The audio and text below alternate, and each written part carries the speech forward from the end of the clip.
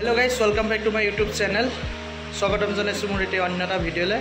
আজি হাউলি ৰাস মহোৎসৱৰ উদযাপন সমিতি উদ্যোগত ৭,০০০ নামতীয়ে থিয় নামৰ পৰিৱেশন কৰিব।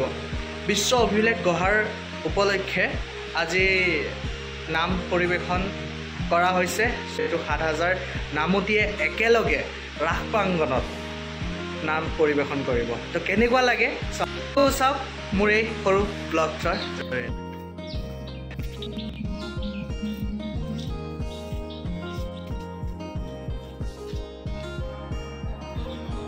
ভিডিঅ'টো শেষলৈকে চাব, তেতিয়াহে ভিডিঅ'টো চাই ভাল পাব।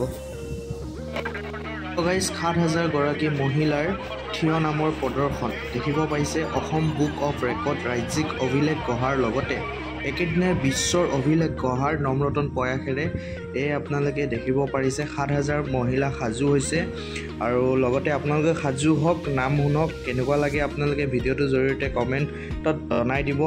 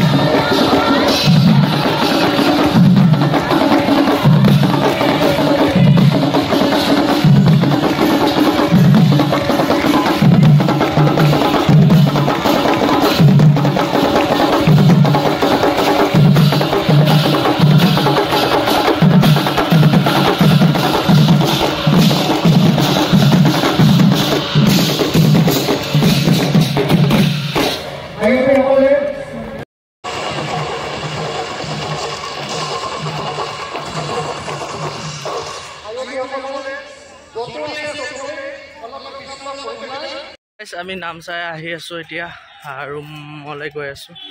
নাম চালোঁ, বহুত ভাল লাগিলে। বহুত মানুহ আহিছে আৰু তাকে নাম গোৱা মানুহ প্ৰায় কিমান মহিলা 7,000 আৰু কিমানখন গাঁৱৰ পৰা আহিছিলে, কিমানটা ডিষ্ট্ৰিক্টৰ 12খন ডিষ্ট্ৰিক্টৰ পৰা 7,000 মহিলা আহি তো ইয়াতে ৰাস মন্দিৰৰ ৰাস ফিল্ডত থিয় নামৰ পৰিদৰ্শন কৰিলে। বহুত ভাল লগা পৰিৱেশ, ভাল লাগিল। চাই আহি আছোঁ। আপোনালোকে ভিডিঅ'টো চাই কেনেকুৱা পালে তো কমেণ্ট কৰি জনাব আৰু লাইক আৰু ছাবস্ক্ৰাইব কৰি দিব। Thank U.